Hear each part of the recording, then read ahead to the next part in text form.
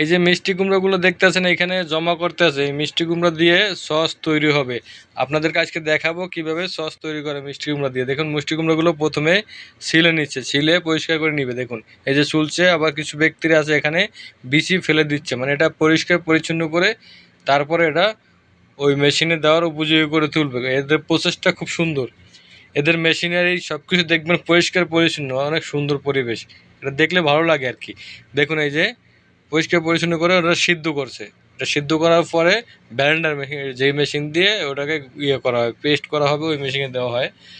এই যে মেশিন দিয়ে পেস্ট করে আনা দ্বিতীয় মেশিনে দিচ্ছে। এটা দেওয়ার কারণ হলো এটার ভিতরে বিভিন্ন মশলা মিশানো হয়।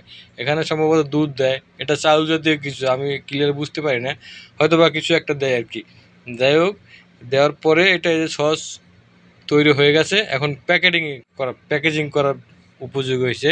এগুলো হলো প্যাকেটজাত করা। এই যে দেখেন প্যাকেটের মুখের ভিতরে ইয়ে লাগাচ্ছে, ক্লিপ লাগাচ্ছে, মানে উপরে যে মুখটা থাকে ওইটা লাগাচ্ছে। দেখুন সুন্দর করে প্যাকেট কমপ্লিট হয়ে গেছে।